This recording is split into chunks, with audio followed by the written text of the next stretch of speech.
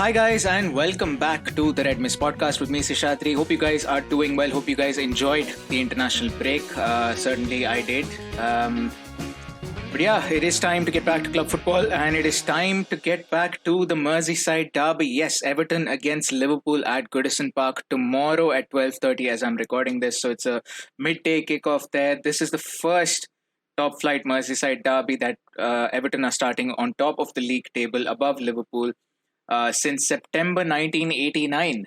And on that day, Liverpool won 3-1 at Goodison Park with goals from Ian Rush and John Barnes, Ian Rush getting two of them. But yeah, it's been a very topsy-turvy season. Not so far. I mean, I know we're just only four games in, but Aston Villa 7, Liverpool 2, Manchester City is not been looking too great. Everton's just been on fire. James Rodriguez is looking like the early contender for signing of the season. Dominic Calvert-Lewin's in the run for the Golden Boot early on. So, this has all the makings of a very good Merseyside derby.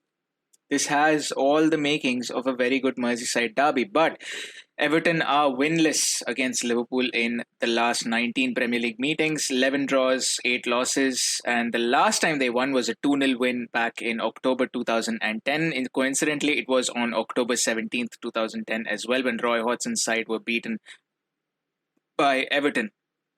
But yeah, I mean, it's a weird encounter to look at because Everton are, along with Aston Villa obviously, but Everton are the only unbeaten side in the Premier League who have played 4 games. Aston Villa's played 3.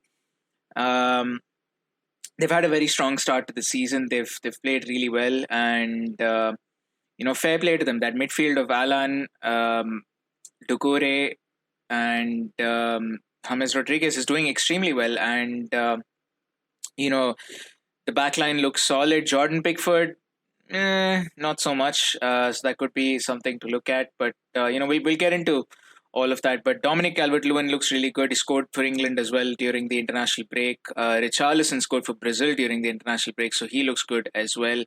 So those two will be attacking threats. Now, we'll start with Liverpool first. For this preview, we'll start with Liverpool first. Good news is Jordan Henderson's back. He's going to be playing. Thiago Alcantara is back in training. Sadio Mane is back in training. Alisson has made a lot of positive steps, but I think it's too soon for him to be declared ready for a game.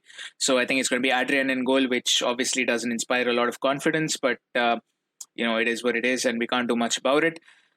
So yeah, you've got Trent Alexander-Arnold, Joe Gomez. They all got good periods of rest during the international break. I don't think Trent featured at all against Denmark. I'm not sure. I didn't quite watch the entire game. I just stopped after 60 minutes because England was playing so boring. But yeah, Trent got a lot of rest. At most, even if they'd come on right after I'd switched off the telly, they would have got 30 minutes at most. So Trent, and then you had... who else you have? Joe Gomez, who was rested. Jordan Henderson was rested. Andy Robertson was suspended for Scotland's game. So a lot of people getting a good week's rest, more or less, before they came into the Liverpool training camp. Let's start at the back. Like I said, Adrian is going to be starting in goal. I can't lie, it doesn't inspire confidence, especially given the form that Calvert-Lewin is in, given the form that Richarlison is in. Does not inspire confidence at all. Not one bit. I can't even, there's just no words to describe what Adrian did against Aston Villa. And look, I'm not going to pin all 7 goals on him, but the first goal was just ridiculous. The first goal was absolutely ridiculous. And, Jurgen Klopp, at the end of the Villa game, he said, once the first goal went in, we didn't respond properly. We were let down. So we sort of put our heads down and we didn't quite do the job. And look, I'm not going to pin all 7 goals on Adrian. I'm not saying Klopp is wrong, and psychologically we were down after the first goal. There's no question, and Aston Villa took full advantage of it.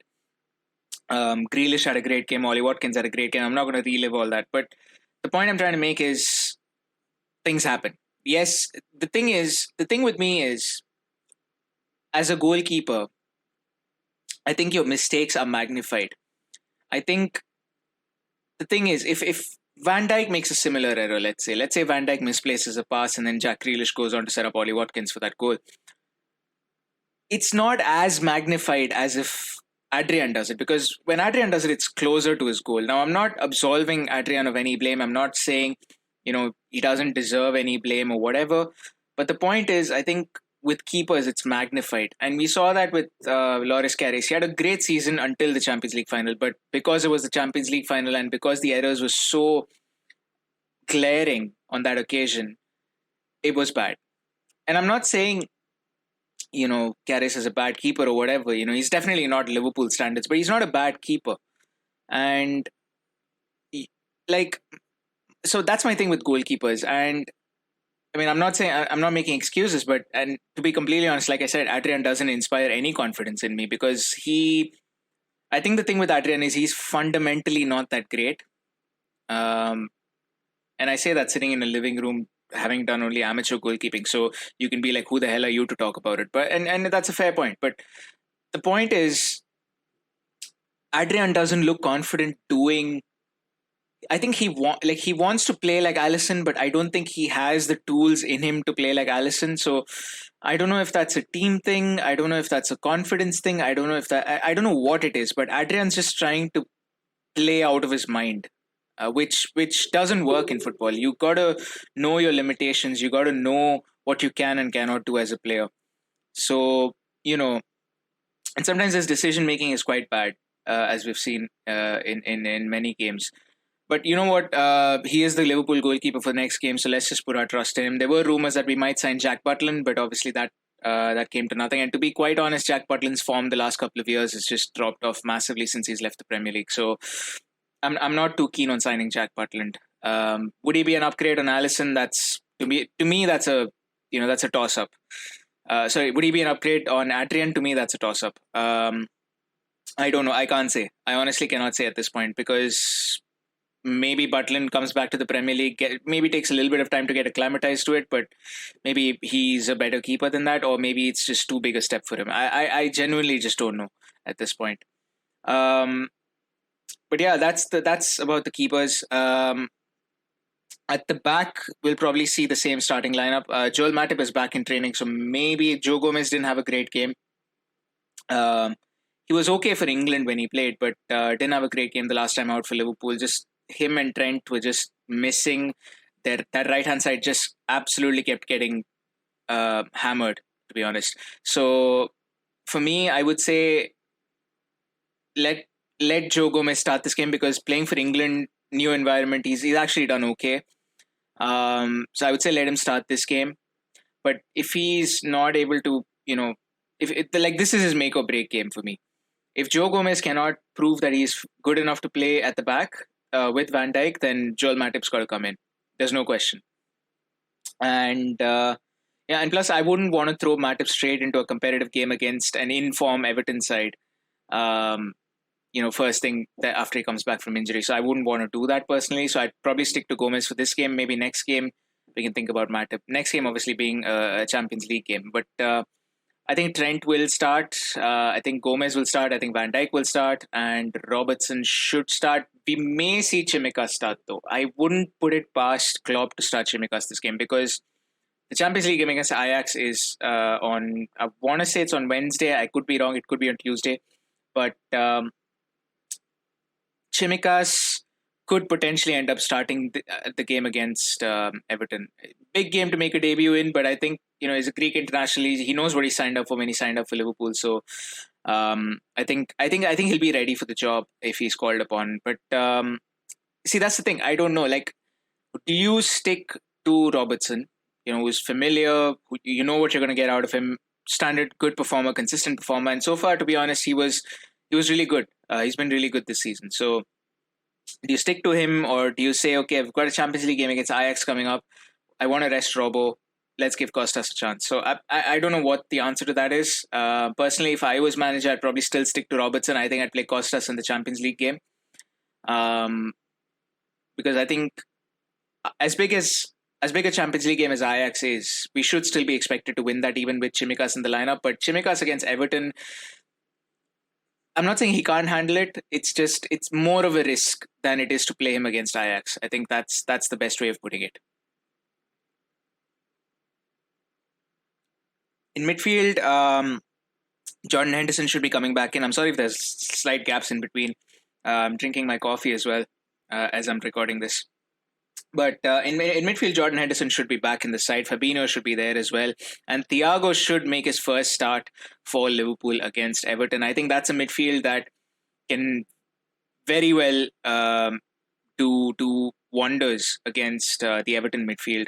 Everton will likely deploy Alan Doucouré and James Rodriguez, so should match up well against them. Fabinho against James Rodriguez will be a good battle to watch out for. And then obviously you've got Henderson, who can provide cover both attacking and defensively. And we need Hendo. Like Hendo just keeps the play going. He recycles possession. Like, see, the thing with Henderson, and I've said this a lot before as well on other forums and other discussions. When he's playing, you don't think he's doing something great. When he's playing, you're just like, I could do that. He just takes the ball this side, passes it that side. But that's a very underrated aspect of any team. A guy who can recycle possession. And to be fair, Hendo's passing is not that bad. Like, yes, it's not world class, it's not Pirlo, but he's no slouch. Like Henderson can play the good pass when he wants to. And I think for me personally, Thiago, Henderson, and Fabinho is on paper, a better midfield than James, Alan, and Doucouré. The problem is James, Alan, and Doucouré have had a couple of games to get used to each other, get used to playing with each other. But Thiago, Henderson, and Fabinho, they've only had one half together against Chelsea. So I don't know. The first 45 minutes will probably determine. Obviously, they've trained together and stuff like that, but playing in a game is different, and playing in a derby is different, obviously. And it's going to be a new experience on both sides. Henderson and Fabinho maybe not, but for Thiago, for James, for Alan, for Doucouré, playing in a Merseyside derby is going to be a big thing for them.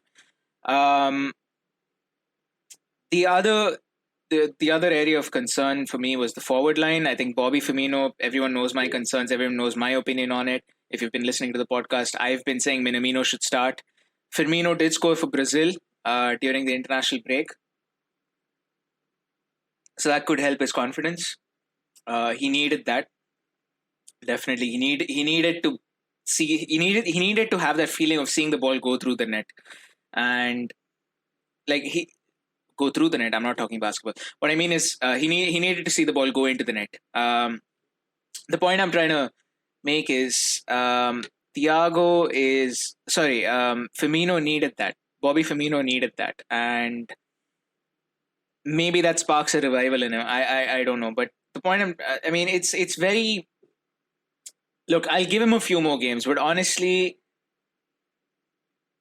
in another 2 or 3 games, if he's not, scoring, there are chances where you're like, just shoot, just get a shot on target, and he just doesn't, which is baffling to me, which is very, very surprising to me. Maybe another 2 or 3 games, but if he cannot score, then I honestly think Minamino should be starting ahead of him, because Minamino is on form, or at least he's demonstrated form through preseason and the first few games whenever he's come on. He's looked sharp. He's bulked up. Definitely, he's definitely bulked up, and I feel like he can do a good job. Maybe he might have some trouble with chemistry initially, but I feel like he can do a good job. Or even Diogo Jota. Jota can play across the front 3 positions. So, or maybe play Salah up front with Jota on one of the wings. He's versatile. Jota has looked on form. He's fit seamlessly into the Liverpool team. So, Minamino, Jota, one of these guys potentially could come in for Firmino later on. But I expect for tomorrow's game, I think Firmino is going to start alongside Mane and alongside Mane and Salah. Obviously, Mane back, of course, from COVID. Jota did well in his absence, though. To be fair, Jota did really well in Mane's absence. Even the Aston Villa game, I kept saying that left wing with Jota and Robbo, that looked okay. That looked fine. We're getting destroyed down the right, but the left seemed okay. And obviously Jota went a little disappeared a little in the second half against Villa, but overall I think he was still one of our better players, aside from Mo Salah and a couple of others. Um, he's also on good form. Scored two and assisted one against Sweden for Portugal. So he's bubbling. He's got momentum on his side. I feel like the competition for places is going to motivate Bobby, or should motivate Bobby, and he should be doing well. Like he should be performing much better than what he's been performing. And last season we said, okay, it's a blip season, it's a little bit of a downer, but this season, if that's going to continue into this season, there's not much of an excuse now. You can have a little bit of a down season, but you can't. If you're playing for Liverpool, you can't keep having down seasons.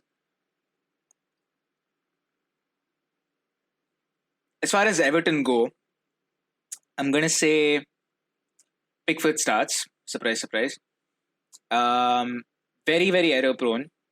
I think Yerry Mina was impressive, really impressive in their last game, actually. Um, and then you've got Michael Keane, who's looked good. Coleman's looked all right. Luca Digne looked all right. The defense and goalkeeper, but like they can ship goals. They're not invincible in that sense. Like they can concede goals. And Pickford's mistakes, they've kind of gone a little under the radar now because Everton's been winning. But if those mistakes come in a 1-0 loss or a 2-1 loss or even a 2-0 loss or whatever it is, if those mistakes come in losses or draws even at the rate that Everton's playing, then that's going to be an issue for them. And that's something Liverpool can look to exploit. I think Pickford, he's not the best keeper there is. He's not even the best English keeper there is, in my opinion. I feel like Dean Henderson's better. I don't know why Man United have benched Henderson for De Gea. Because, I mean, you look at the Tottenham game, no offense, but I think it was Lamela. Was it Lamela? I don't know. I don't know if it was Kane or Lamela. He shipped a lot of goals, obviously, but I mean, look, he got humiliated on some of those goals, and I feel like Dean Henderson would be a better choice for Man United. But like I was saying, I don't think Pickford's the best English keeper there is. Even I feel like Nick Pope is better. I feel like Dean Henderson's better. So and Pickford can make a lot of errors. Um, so I mean, that's something that we should look to capitalize on. Long shots, especially, would be useful. We're not particularly great at them, and I don't anticipate we will be with Thiago and Henderson. Henderson does tend to get a few sometimes, occasionally, the occasional screamer, like the one he had against Chelsea a couple of years ago. But, generally his shots are not that great. And generally he doesn't even tend to take that many shots, to be fair. So maybe a couple of out-of-the-box efforts from Salah.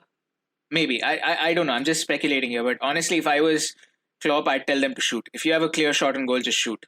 Doesn't matter how far you are, as long as you're within a reasonable range. Like, you can't expect to shoot from halfway line and expect it to go in. But if you're within a reasonable range, I feel like Pickford can be exposed with a long shot, and I don't think they're particularly his strengths. Corners, free kicks, set pieces where you can make the keeper uncomfortable. Those are all areas where I feel like we should be able to exploit Pickford a little bit. The backline's okay, but a little panicky at times, I feel. Having watched them I've actually, weirdly enough, watched all four Everton games for some reason. But a little bit shaky at times. Like, they're not, like I said, it doesn't inspire a lot of confidence. Like, it doesn't, it's not like, oh my God, we're going up against them. It's like, okay, they're on good form, but we can still beat them. It's that kind of a vibe that you get from Everton. Um, Midfield, we all know what it's going to be. Alan, Doucouré, James Rodriguez. James Rodriguez is going to create. Fabinho is going to have a lot on his hands. Henderson as well, to be fair. Alan and Doucouré are no slouches, especially when tracking back. They're really, really good. So defensively, they're going to look to be more solid, especially considering Luca Digne and Coleman. They both tend to go forward quite a lot. So I don't anticipate. I don't anticipate the midfield. I don't know what sort of a midfield battle will turn out to be. I don't know because if it's going to be a possession battle, then I would expect Liverpool to win it. But if it's going to be about grit and who has more heart and who's capable of roughhousing the other person, I'd say Everton has a slight edge. Yes, Henderson's there, but Alan and Doucouré, if I'm walking into a dark alley, I'd rather walk with Alan and Doucouré than Henderson and Fabinho. No offense to them, but yeah. So I mean, it depends. If it's a physical battle that our midfield is engaged in, I don't know if we can come out on top. But if it's a creative battle, then I think we have a better shot at it because Henderson is good, Thiago is good. Um, you know, Fabinho's not bad either. Like Fabinho can pick out a pass at times. Um, Forward line, Richarlison and Dominic Calvert-Lewin. These are the two names that we need to be watching out for. These are definitely the two names that we need to be watching out for. Calvert-Lewin is on fire. He is absolutely tearing it apart for them.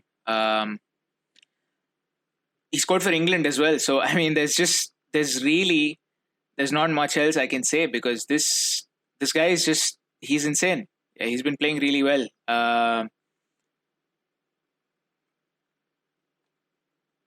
So I mean, Calvert-Lewin, I think he's thriving in the system that Ancelotti plays, which is the 4-3-3. But he's always rated Calvert-Lewin. Like Calvert-Lewin has always been rated by by Ancelotti. So like I personally feel he will keep thriving throughout the season. So he's going to be someone we need to watch out for. Who plays on the right wing? Of course, Everton doesn't quite conform to a 4-3-3 as such. Sometimes they do change to two up front and have an extra midfielder. Like I think they started with Andre Gomez. James Rodriguez sometimes starts on the left, drifts out to the middle. It's a very attractive, like if I'm unbiased, it's very attractive to watch Everton.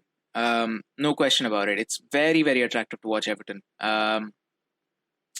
And obviously, it's kind of, I don't envy them, but at the same time, it's kind of watching Liverpool, B-Tech Liverpool. They're attractive. They play fluid football. They score. They score goals. And James Rodriguez, he scored goals. He assists. He's got a good shot on him as well. So, James Rodriguez he is going to be the key guy for Everton. And this is the kind of game that you sign James Rodriguez for. You don't sign him to play well against, West Ham. Like he's going to do that. He's going to play well against West Ham. He's going to play well against West Brom and teams like that. But it's these games, the games against Man City, Manchester United, Liverpool, Arsenal. These are the games that you sign James Rodriguez for. So he's going to be key. He's going to be key for Everton. He's going to be a big player there. But yeah, that's. I mean, ultimately, what's my predictions for tomorrow? Most of these games, most of these Merseyside derbies, the last three of them have at Goodison Park at least have finished 0-0. I'm going to say I don't think this one will finish goalless. I feel like there will be goals in this because both sides, if you look at them, the backlines are not very great. Or at least they haven't started the season out in great form. Pickford can make mistakes. Adrian's on the other side. I don't even need to say much. Van Dijk's not looked his confident self right from the Leeds game or even the Arsenal game, even before that. And then, of course, you've got Yerry Mina, Michael Keane. Like, they're good backlines, but then right now, the way they're playing, they're not backlines you look at and think, okay, we can't score against. So, like, we can score against them. So, both Calvert-Lewin on this side and Salah, for example, on the other side, will be thinking, this is a backline we can score against. Now, a lot will depend on how Liverpool start the game. The absence of fans at Goodison is a good thing for us because otherwise, I mean, with the form that they're in, they'd want blood. Everton fans will want blood from Liverpool, and so it's a good thing that they're not there. But I will say this, it's going to be a difficult game because fans or no fans, I think the quality in Everton's side has improved massively from last season, especially that midfield. Like in my season preview, I said, that's a top six midfield. That if you take it on the basis of that midfield alone, that's a top six midfield easily. So they've improved massively. Calvert-Lewin's hitting form. I mean, if I was to go for predictions, I don't want to say 0-0 because I feel like there will be goals in this game. For one thing, Liverpool will be keen to get, just absolutely ruin Everton after they themselves got ruined by Aston Villa. So, if anything, you need that. They'll be up for this. They'll be up for this for sure. And Everton, they haven't won against Liverpool in 10 years. They're top of the table. In the world's at their feet at this point. So they'll be absolutely up for it. I feel like it'll be a good game. I feel like it'll start out cagey though. As it does with all these games, all these big games when there's a lot at stake. It starts out cagey, but I feel like both sides will grow into it.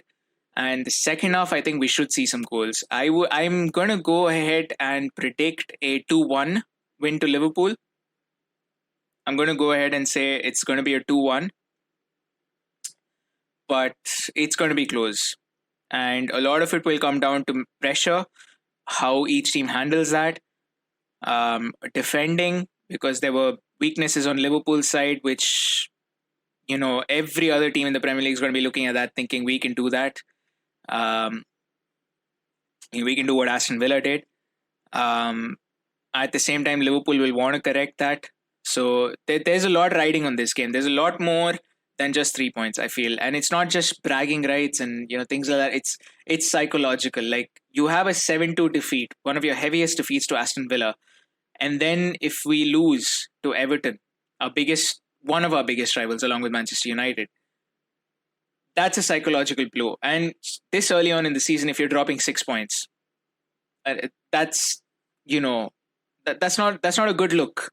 For a defending champion. So I feel like there'll be goals, but I feel like Liverpool, if we can show the heart that we did, then that we did against Chelsea and Arsenal, then there's no stopping us. If we play the way we played against Chelsea and Arsenal, there's no stopping us. I feel like we'll win. But if we let Everton have a sniff in this game,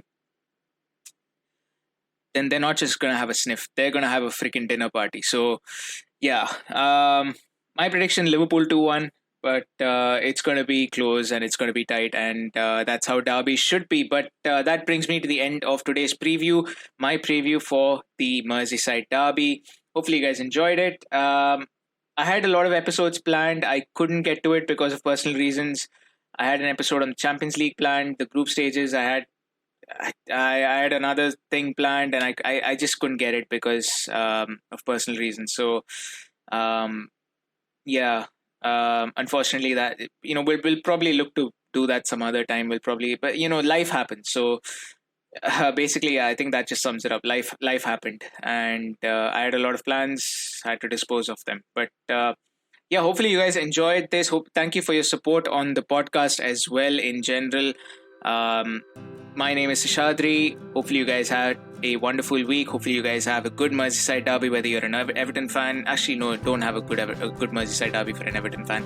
But yeah, if you're a Liverpool fan, have a great Merseyside derby. Hopefully you guys enjoyed this episode. I will see you guys tomorrow for raw reactions from the Everton versus Liverpool game. But until then, good night, goodbye, and sayonara.